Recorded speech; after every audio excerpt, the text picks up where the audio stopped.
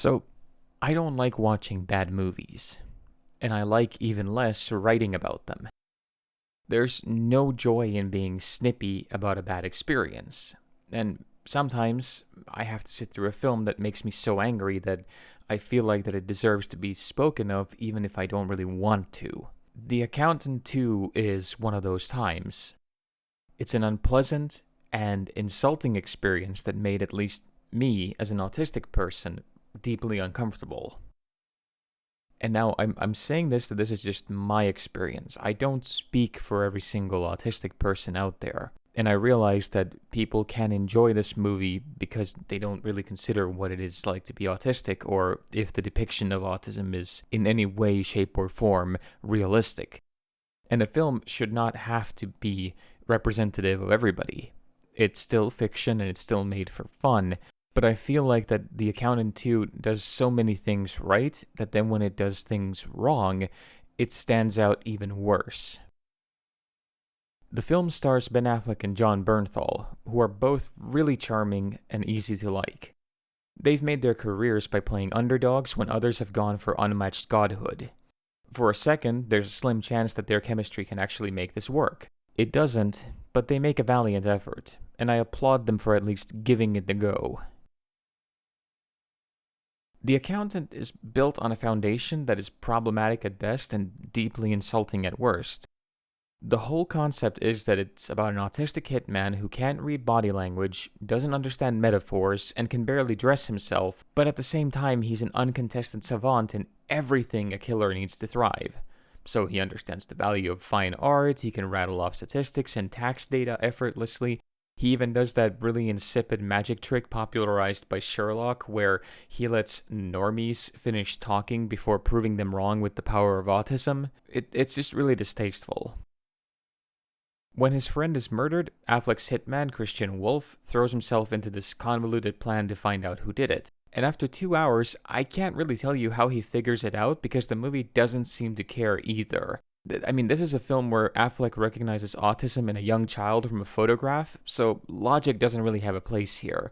Things happen, characters make assumptions, and then Affleck just says, well, I already figured it out 3 scenes ago, and everybody just says, oh right, because you've got the thing. There's one particularly awful scene where Affleck's character deduces how line dancing works through the power of autism, and just seconds before that, his wardrobe is described as Forrest Gump style. So for a film that pretends to empower its disabled characters, The Accountant really goes out of its way to minimize or make fun of them. And that's not even getting into this implication that Affleck's character has an army of child soldiers that he fosters and cultivates to become supernatural hackers for him because apparently that's what autism does.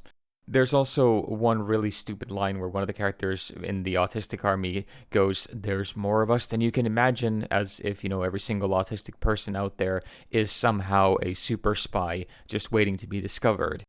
Because I really wonder what they will do to the rest of us who failed math every semester. In the end, all the problems are solved with a shootout because it's an action movie. And the action is solidly underwhelming, but it is, well made. It just doesn't do anything new or anything that sings. Affleck and Bernthal are really good at selling the illusion that they know what they're doing, and I really, really appreciate the fact that both of them have the lack of ego that allows them to fail, to get punched, to look silly, and then rise up again. They have that Harrison Ford quality that really, really works for an action movie. And actually, that's one of the things that I kept thinking about throughout the film. I kept thinking about the ways that I like Ben Affleck and Jon Bernthal. I wanted to remind myself that good actors can make bad movies even with the right intentions. Affleck has done at least some of the work. He gets the traits right, even if they're exaggerated so the audience understands them. And Bernthal has a really touching moment where he expresses frustration of loving someone who they can't connect with on the level that they wished. And these are both performances that belong in a better and more humane film, and they just stand out here because of how good they are compared to how bad the script is. And there's also the thing that The Accountant 2 never refers to autism by its name. It's always your problem or your superpower, like anything but the real thing.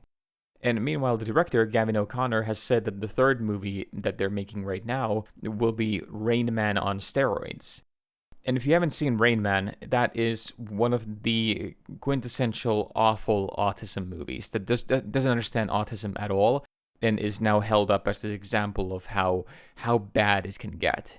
So having the director say that they're making a movie called Rain Man on steroids, and it just means that they know exactly what they're depicting, but they're too cowardly to say so. And outside of the film, we're at a time when the American government wants to create a registry of autistic people, and their heads of health are spreading dangerous propaganda about who we are. Films like The Accountant can cause immense harm, even if they don't intend to. So it's this thoughtless and casually cruel depiction that it doesn't have the courage to even say what it's depicting that really rubs me the wrong way. So while there might be a completely serviceable action movie beneath it, just the fact that they can't even have the courage to present autism in a light that isn't full of stereotypes and hokey characterization, it just makes it a complete non-starter for me. But it does remind me of my favorite autism joke. Hey, so you're autistic? Yeah, I am. Oh, does that mean you take things literally? Nah, that's kleptomaniacs. See you next time.